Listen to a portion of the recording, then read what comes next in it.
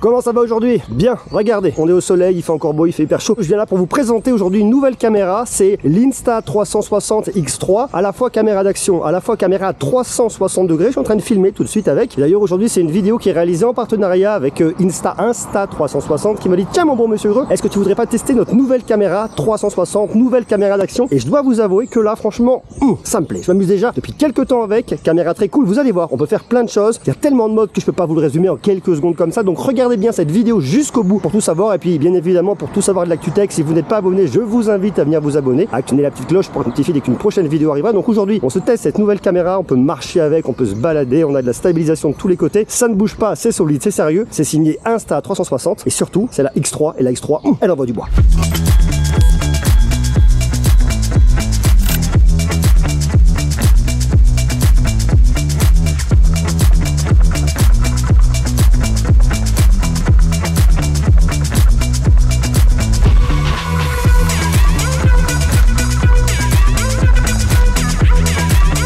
J'ai filmé quasiment toute la vidéo avec la caméra Insta360, mais il faut bien que je vous la montre. Donc je viens vous la montrer, regardez ici. Ça c'est cette nouvelle caméra Insta360 X3. Alors elle a une particularité qui est vachement cool, c'est que vous avez un écran qui est beaucoup plus grand que ce qu'on avait sur la génération précédente. Là on est sur un écran de 2,29 pouces en verre trempé. Donc ça en termes de résistance c'est pareil, puisque c'est une caméra d'action, ça va le faire. On a toujours la double lentille d'un côté et de l'autre, comme c'est du 360, c'est normal. Vous allez retrouver de quoi venir la recharger ici en USB-C et vous avez juste là, alors il faut que je l'éteigne pour vous le montrer, et bien vous allez avoir ici sur le côté une batterie, donc vous pouvez venir changer votre batterie si vous avez besoin, et ici le lecteur de carte micro SD qui se situe juste dans le coin là, donc vous venez mettre une petite carte là, c'est pratique, c'est vite fait, c'est bien. La batterie elle est un peu plus grosse, on arrive sur du 1800 mAh cette année, on va avoir un capteur 1/2 pouce qui est amélioré par rapport à la génération précédente, et puis vous avez plein de modes pour venir filmer ici, c'est ça qui est vachement pratique. En 360 degrés vous allez pouvoir faire un time-lapse, tap shift en accéléré, le bullet time, l'enregistrement en boucle, le rafale, l'intervalle,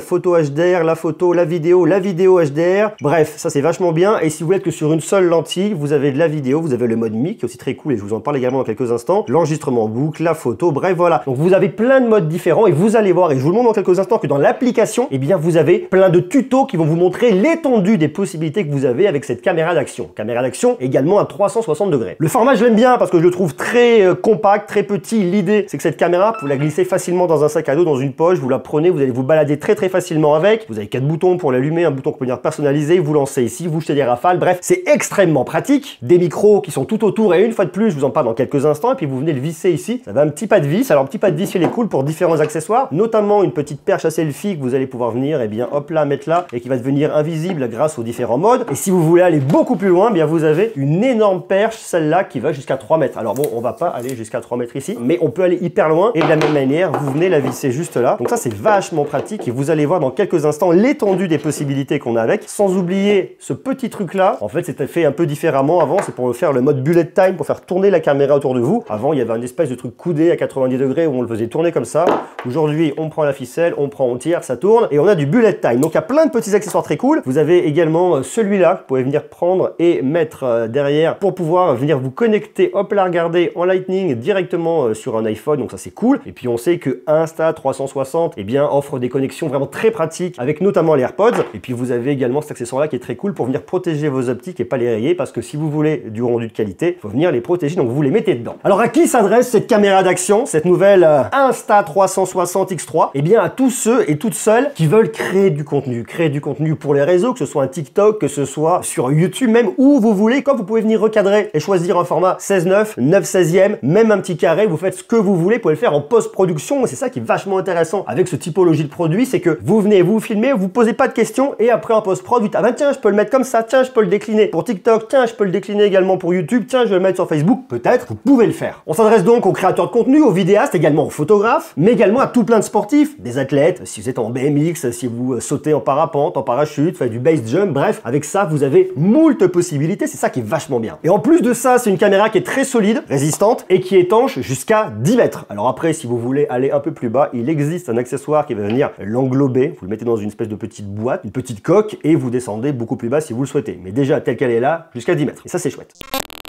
Là, on est sur le mode mono-objectif, c'est-à-dire qu'on a un seul objectif qui va filmer, c'est celui de devant, celui de derrière ne filme absolument pas. L'idée, c'est que vous pouvez choisir soit entre du 16/9, comme c'est le cas tout de suite, ou alors entre du 9/16, vous le tournez comme ça, si vous voulez faire plutôt pour Instagram, pour différents réseaux et compagnie. 4K, 30 images par seconde, ça sera largement suffisant pour tous les créatifs, toutes les personnes qui veulent aller sur les réseaux, qui veulent du contenu de bonne qualité tout en gardant une bonne stabilisation. Et ça, c'est plutôt bien. Bon, on va pas s'amuser à la faire sauter comme ça. Donc là, on est sur un champ de vision qui est large, mais on peut encore venir l'augmenter, encore venir l'agrandir. Là, je suis sur le mode ultra, je vais être un peu plus large, on va venir ouvrir encore, on va venir pousser un petit peu les murs, toujours en 4K, 30 images par seconde, comme ça on ne vient pas du tout dégrader la qualité, mais on peut encore venir pousser un peu plus, encore venir ouvrir davantage. Là, je suis en 2,7K à 30 images par seconde, je peux monter en 50 ou en 60 images par seconde. Ça vient légèrement dégrader un peu la qualité. La résolution sera un peu moins élevée, mais si vous voulez ouvrir au max, en tenant un bout de bras comme ça, ben vous pouvez. Alors il y a un côté très pratique avec cette caméra, et vous voyez, alors après si vous venir filmer tout ce qu'il y a en haut, je peux. Pour autant, là, je ne suis tout de suite que sur le mono objectif, donc j'ai pas à m'amuser à venir monter la perche extrêmement haut, que je peux faire lorsque je viens l'utiliser en mode 360 degrés. Comme on est sur une caméra à 360 degrés, on veut pouvoir capter du son à 360 degrés, donc vous allez avoir des micros situés tout autour de votre caméra. En tout, vous avez 4 micros. Alors là, j'enregistre, j'ai pris un petit micro externe histoire de maximiser, d'avoir une petite bonnette anti-vent, mais déjà comme vous l'avez là, c'est pas mal, ça permet de capter l'audio exactement là où est la source. Notez que vous avez un petit micro juste là, vous avez exactement la même chose de l'autre côté, petit micro qui se situe juste en bas, juste ici en haut et en bas, micro qui se situeront sur les côtés là, et également sur l'autre côté ici. Autant dire que l'audio, on l'a tous les côtés. D'ailleurs, tout de suite, vous êtes en train d'écouter l'audio directement de la caméra. Donc si je me balade autour de la caméra, vous voyez, je fais le tour de la caméra, je fais le tour de la source, j'essaye de pas trop bouger la caméra, je fais le tour, je me balade autour. Comme ça, vous pouvez capter l'audio qui vient de tous les côtés, et ça aussi, c'est plutôt bien.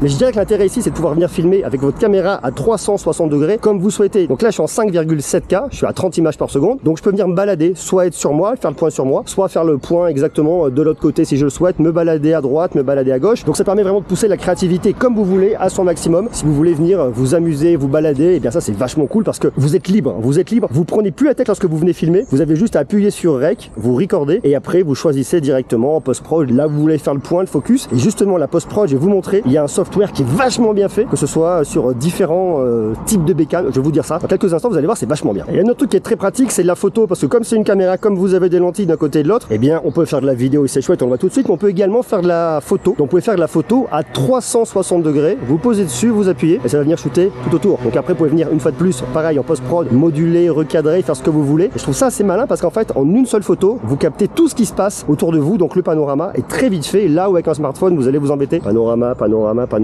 Là, vous mettez dessus, clac, un clic et vous avez le panorama. Ouais, ça c'est bien. 72 mégapixels ici, rien que ça.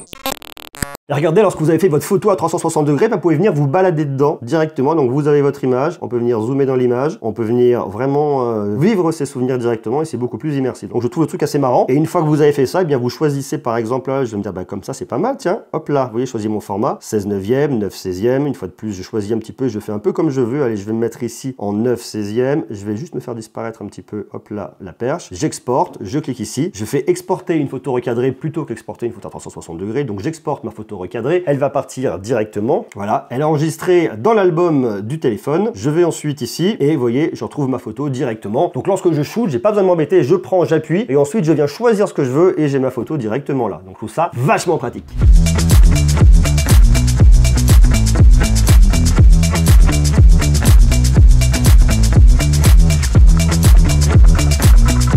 Alors il y a un autre mode qui est marrant, ça s'appelle le mode mi. Et le mode mi c'est quoi? Eh bien je viens filmer, je pose ma perche comme ça en fait, elle va être en perpendiculaire à moi. Et là je suis en train de filmer comme si eh bien j'avais pas de perche. Donc je peux venir également l'agrandir avec ma perche comme ça. Donc le truc est assez marrant, ça rend ma perche invisible, on ne voit que moi. Par contre ici l'inconvénient c'est que je suis uniquement en 1080p à 60 images par seconde. Uniquement, pas plus pas moins. Vous voyez, ça se tient comme ça, face à moi, elle est couchée comme ça. C'est très pratique. Alors c'est très bizarre parce qu'il faut un peu de place devant, un peu bizarre pour marcher dans la rue. Mais vous avez ce petit mode mi qui est très rigolo comme ça. Donc moi ce que j'aime bien, ce que je trouve extrêmement pratique ici, c'est que vous ayez un mode mi comme je vous montre tout à l'heure, que vous soyez comme ça en 360 degrés, eh bien votre perche elle est totalement invisible. Si bien que vous vous baladez comme ça, vous pouvez venir moduler, mettre d'un côté et de l'autre et vous avez plus de perche. Donc je trouve que le truc est juste génial. Et vous allez regarder là, vous voyez, on a l'ombre, j'ai la perche qui est là. Et pour autant la perche elle est invisible. Ça permet pour toutes les personnes qui sont créatives et qui veulent nous faire disparaître cette perche, eh bien d'être peinards. Alors c'est pas tout nouveau, attention, la perche invisible, c'est un truc qui existait déjà, mais j'aime bien, ça pratique. Je suis content de vous le montrer. Alors je vous le montre, ça c'est bien. Et surtout cette perche à selfie, on peut la monter, on peut la monter, on peut l'éloigner, on peut l'éloigner, on peut l'éloigner, on peut la monter jusqu'à 3 mètres. Ce qui fait que là, on a l'impression que je filme avec un drone alors que c'est une perche à selfie. Alors après, l'inconvénient, c'est que, eh bien, mes micros sont quand même loin, donc pour capter le son, c'est un peu le bazar. Là, j'ai un petit micro externe, donc ça permet que vous puissiez m'entendre. Mais voyez, j'ai ce mode un peu drone que je trouve vraiment génial. Comme ça, on va visiter des choses qu'on ne verrait pas. Et lorsque je fais des plans en skate, par exemple, où je suis en train de rouler et qu'on a l'impression que je suis en drone, je suis pas en drone, je suis juste avec ma perche comme ça. Donc pas besoin de demander d'autorisation pour venir filmer en ville. C'est peinard, c'est smooth, c'est fluide, c'est cool. Donc ça c'est bien. Et après, regardez, hop là, je peux la réduire tranquillement, je la ramène vers moi et je peux continuer à venir vous parler les yeux dans les yeux tout simplement. Donc ça aussi c'est chouette. Puisque je vous parlais d'Action Cam tout à l'heure, c'est une caméra qui est totalement stabilisée. On a un truc qui s'appelle le maintien de l'horizon. Alors le maintien de l'horizon c'est quoi? Je prends ma cam, je la pivote, ça bouge pas. Vous voyez? Ça c'est quand même vachement cool parce que quand vous vous baladez, que vous bougez, que vous êtes tout le temps en train de sauter, de courir, bah, ça ne bouge pas. Donc on peut se faire un footing hein, si vous voulez. Je suis pas un grand sportif, mais si on décide par exemple de se prendre le banc en face et d'y aller et hop hop hop et de sauter, eh bien c'est stabilisé. Ça c'est cool, voilà, j'ai fait l'effort pour la journée. Il faut avoir le bon axe comme ça vraiment pour que ça bouge pas. Et si vous avez le bon axe, vous êtes juste au top. Vous avez un truc qui bouge pas et pourtant la caméra tourne. Donc pour plein de choses, caméra d'action, du vélo, tout ce que vous voulez, ça c'est vachement bien. Comme on est sur une caméra qui s'adresse aux créatifs, il faut des options un peu de tous les côtés. Et il y a une option qui est vachement intéressante, c'est le time-lapse en 8K. Donc vous pouvez venir faire votre petit time-lapse en 8K, haute résolution, ça c'est chouette.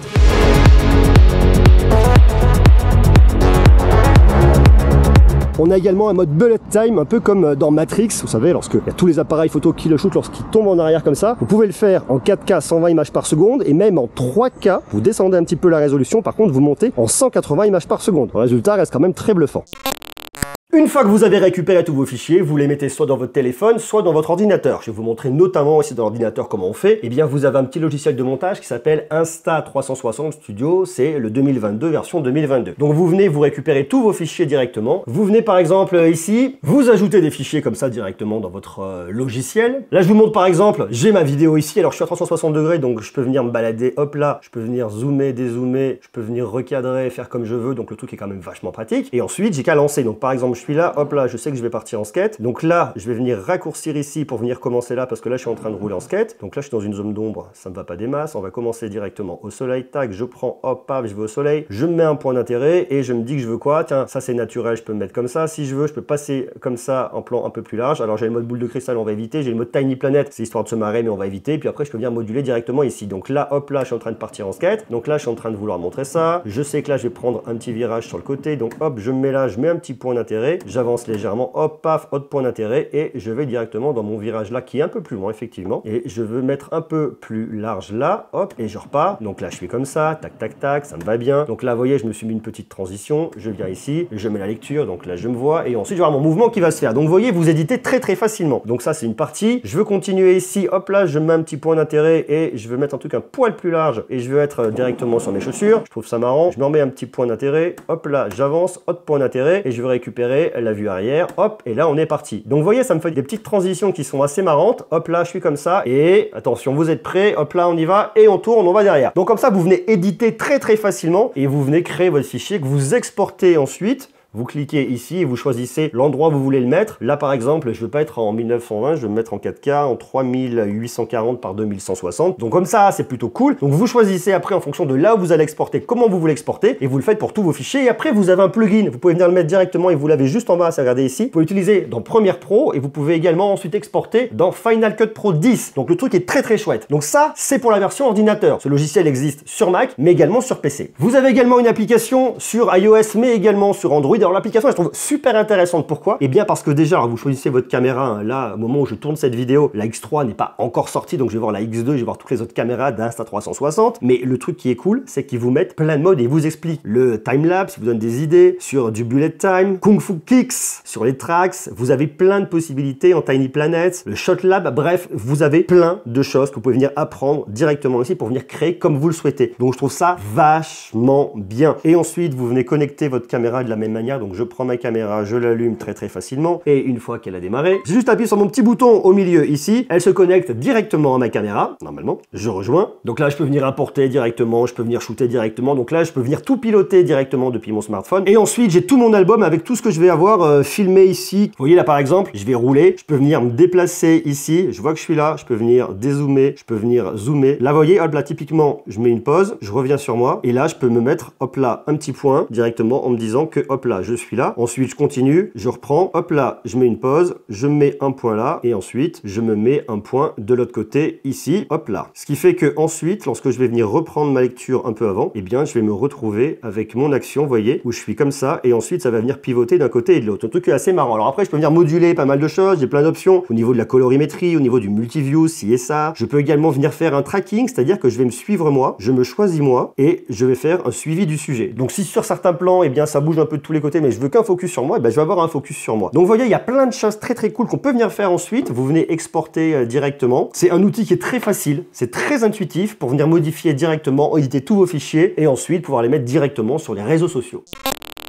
Il y a un autre mode qui est très pratique, c'est le mode d'enregistrement en boucle. Ça veut dire quoi? Ça veut dire qu'en fait, vous avez votre caméra qui est posée et elle va enregistrer tout le temps. Et elle va garder en mémoire les dernières secondes. Je parle de 30 dernières secondes. Enfin bref, peu importe le chiffre. Et le truc qui est vachement intéressant là-dessus, c'est que par exemple, vous pouvez utiliser comme une petite dashcam. Vous venez filmer, vous le mettez sur votre bécane, vous le mettez dans votre bagnole, vous êtes en route et là, il se passe quoi que ce soit, il y a un accident, un problème, hop, vous appuyez, ça garde l'enregistrement dans le passé et ça vient vous sauvegarder votre fichier. Comme ça, vous avez vos preuves. En gros, l'idée, c'est que ça vient écrire en permanence sur la carte. Ça évite d'enregistrer des choses pour rien. Ça réécrit, et quand vous avez besoin, pas vous appuyer. C'est pas mal aussi. Puisqu'on se parle de créatif, on veut des fois se parler de différents modes de colorimétrie pour venir bosser. Alors moi, je filme tout de suite en vivide. C'est là on aura les couleurs les plus pétantes et quelque chose de plus tonique. Vous pouvez venir filmer sur un mode standard, qui sera un tout petit peu moins tonique que le vivide. Et après, vous pouvez également venir filmer en log, c'est-à-dire en flat, et appliquer une colorimétrie derrière si vous le souhaitez. Ça, si vous voulez venir vraiment pousser le niveau d'exigence le plus loin possible, ça peut être intéressant pour venir faire matcher la colorimétrie entre un boîtier, entre votre caméra, pour que vous ayez un projet qui soit complètement cohérent. Alors cette caméra, qu'est-ce qu'elle raconte? Est-ce qu'elle est intéressante? Est-ce qu'elle est pas intéressante? Alors moi, j'aime bien l'idée. J'aime beaucoup l'idée. Alors c'est pas la première génération, il y en avait eu d'autres. Il y a des évolutions à chaque fois, fatalement. Il y a une batterie qui est plus grosse, il y a plus de puissance pour faire plus de choses. Il y a des nouveaux modes qui font leur apparition. Donc c'est toujours une très jolie mise à jour. C'est une caméra qui va être super bien pour des créatifs qui veulent une caméra d'action qu'on va avoir dans la poche, qu'on va glisser facilement dans un sac, qu'on va avoir tout le temps avec soi. Tiens, j'ai une idée. Hop, je veux le faire. J'ai ma caméra, je le tourne. Tiens, il se passe quelque chose. Je prends ma caméra, j'appuie, je tourne, je filme. Elle est très rapide. Les menus sont simples. On l'utilise facilement, on la comprend facilement. Bref, facile à prendre en main. Elle coûte 539,99 €. C'est un tarif certes, mais que je trouve très cohérent par rapport à ce que peut faire cette caméra, donc ça c'est correct, ça me va bien. Pour autant, ça va pas venir remplacer, si vous voulez aller sur des formats très exigeants, un boîtier qu'on pourra utiliser pour venir filmer, notamment ce que je fais sur YouTube en règle générale. Là, j'ai quasiment tout filmé avec cette caméra pour vraiment venir vous la montrer, qu'on puisse vraiment s'imprégner. Alors moi, l'idée, je la trouve bien. Est-ce qu'elle remplacera ma caméra principale? La réponse est non. Est-ce que c'est une bonne caméra d'action que je peux venir utiliser pour plein de plans créatifs? La réponse est oui, un très grand oui. Je la trouve chouette. Je trouve que Insta360 a vraiment mis le paquet avec une très jolie caméra. Maintenant, à vous de me dire si elle est faite pour vous, si elle pourrait vous tenter, si elle peut vous botter, si vous pourriez vous venir acheter une caméra d'action comme celle-là. Est-ce qu'elle correspond à votre workflow? Est-ce que vous en avez le besoin? Qu'est-ce que vous pensez de tous ces modes? Quel est le mode qui pourrait le plus vous intéresser? Est-ce qu'il y en a un d'ailleurs qui vous intéresse plus qu'un autre? Est-ce que vous êtes plus team 360 degrés? Est-ce que vous êtes plus team 4K 120 fps? Est-ce que vous aimez les ralentis, les timelapses?